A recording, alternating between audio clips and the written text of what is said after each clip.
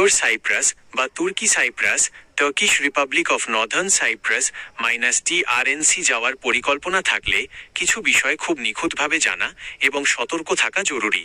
আন্তর্জাতিক আইন ও ভৌগোলিক অবস্থানের কারণে এই অঞ্চলে ভ্রমণের ক্ষেত্রে বেশ কিছু আইনি ও প্রশাসনিক জটিলতা থাকে। বাংলাদেশ থেকে বা যে কোনো দেশ থেকে তুর্কি সাইপ্রাস যাওয়ার আগে নিচে দেওয়া সতর্ক বার্তাগুলো ভালোভাবে দেখে নিন। 1. আন্তর্জাতিক স্বীকৃতি ও ভিসা সংক্রান্ত বিষয়। একই দেশ নয়, সাইপ্রাস দ্বীপটি দুই ভাগে বিভক্ত। দক্ষিণ সাইপ্রাস, যা ইউরোপীয় ইউনিয়নের সদস্য রিপাবলিক অফ সাইপ্রাস, এবং উত্তর সাইপ্রাস, যা কেবল তুরস্ক দ্বারা স্বীকৃত TRNC। তুরস্ক হয়ে ট্রানজিট তুর্কি সাইপ্রাসে সরাসরি আন্তর্জাতিক ফ্লাইট যায় না। সব ফ্লাইটকে তুরস্কের ইস্তাম্বুল বা কোনো বিমানবন্দর হয়ে ঘুরতে হয়।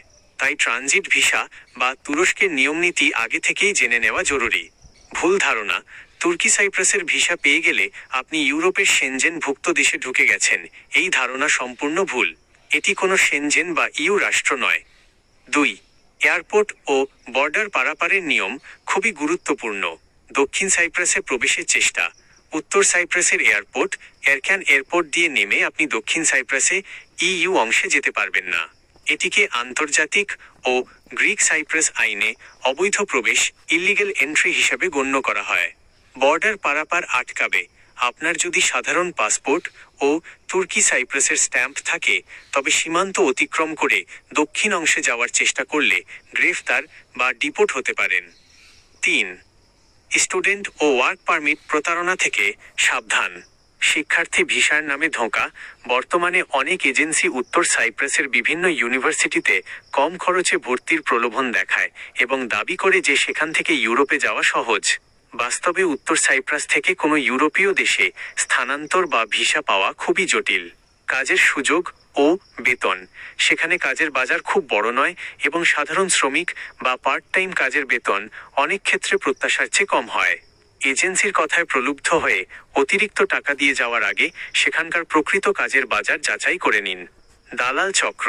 অনেক অসাধু চক্র তুর্কি সাইপ্রাসকে ইউরোপে যাওয়ার গেটওয়ে হিসাবে প্রচার করে টাকা হাতিয়ে নেয়।